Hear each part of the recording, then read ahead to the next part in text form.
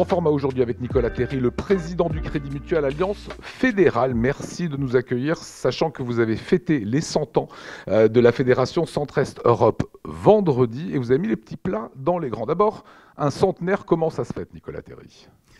Dans la joie, dans la simplicité et dans le plaisir de continuer l'aventure, parce que c'est ça la force du mutualisme, c'est qu'au fond, chacun d'entre nous doit apporter sa petite pierre à l'édifice, et puis d'autres se chargeront de fêter le bicentenaire. Voilà, sauf qu'on est quand même en sortie de Covid, que c'est compliqué de ramener les foules, et on sait que depuis quasiment 60 ans, chaque fois qu'il y a une assemblée générale, il y a combien de personnes qui viennent, qui est invitée ? Entre 6 et 7 000. Voilà, et là, vous avez décidé de créer un événement dans l'événement. Il y a la choucroute fédérale, c'est ce qui fédère tout le monde à la fin d'une assemblée générale. Et vous avez dit pourquoi on ne la mangerait pas tous ensemble ? Ben oui, parce que l'assemblée générale de Centre-Est Europe, c'est surnommé la choucroute fédérale. Et alors, il y a deux grands partenaires. Il y a le Clou à Strasbourg qui fournit la choucroute. Et il y a le lycée hôtelier d'Illkirch qui, avec tous les élèves, mobilise un service extraordinaire en 1h30 de quasiment 6000 convives. Et ça, c'était une aventure. Et c'est vrai que cette période du Covid, elle nous a appris qu'il fallait innover, qu'il fallait expérimenter. Quand ça ne marchait pas, il fallait quelquefois corriger.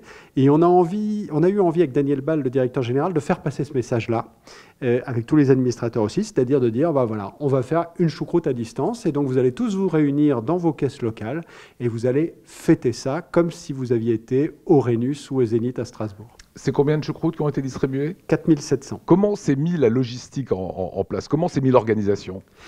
C'est nos équipes ici de la Fédération Centre-Est Europe, avec Éric Daclin notamment, et puis les équipes de Jean-Noël Dron qui ont géré ça.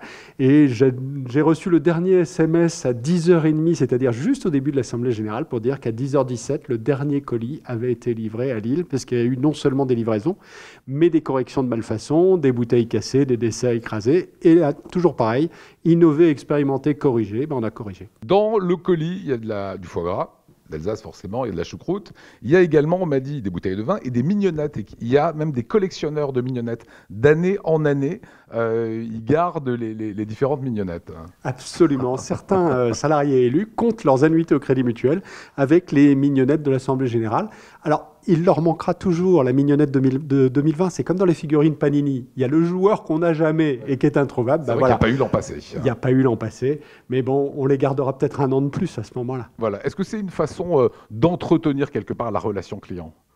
C'est une façon de vivre le mutualisme. Le mutualisme, c'est une expérience. Je crois beaucoup au fait que le mutualisme, ce n'est pas un discours, ce sont des actes.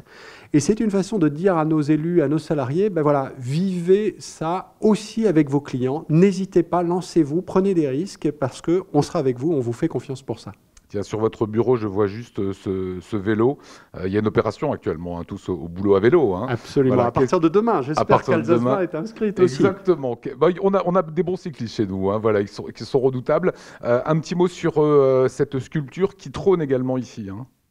Cette sculpture-là, c'est la version réduite, mais donc dans les jardins du Crédit Mutuel, on a installé 4 sculptures d'un jeune sculpteur illustrateur strasbourgeois, Vincent Godot, autour des modes de transport actifs. Et nous voulons, et ça fait partie de notre statut d'entreprise à mission, contribuer à une société plus juste, plus solidaire et plus durable.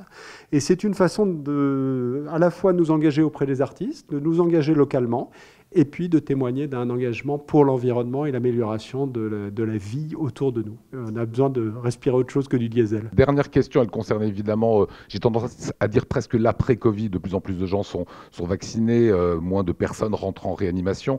Vous avez payé votre éco durant une année, durant la crise. Vous avez mis en place la perte d'exploitation pour les professionnels, reporté des remboursements de crédit, accompagné des personnes fragiles, un prêt à taux zéro pour les étudiants. Comment est-ce qu'aujourd'hui, Nicolas Terry, vous voyez la sortie de la crise ?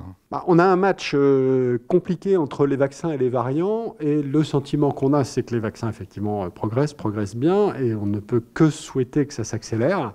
Et effectivement, on voit du côté des entreprises une diversité incroyable de situations. Par exemple, du côté des discothèques ou des bars ou de l'aéronautique, il y a de vraies difficultés.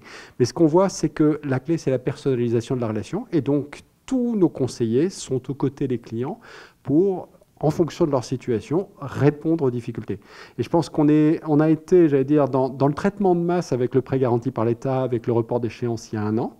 Et aujourd'hui, on est dans la chirurgie fine pour accompagner ceux qui ont des difficultés, mais aussi accompagner ceux qui veulent investir, se développer et aller plus loin.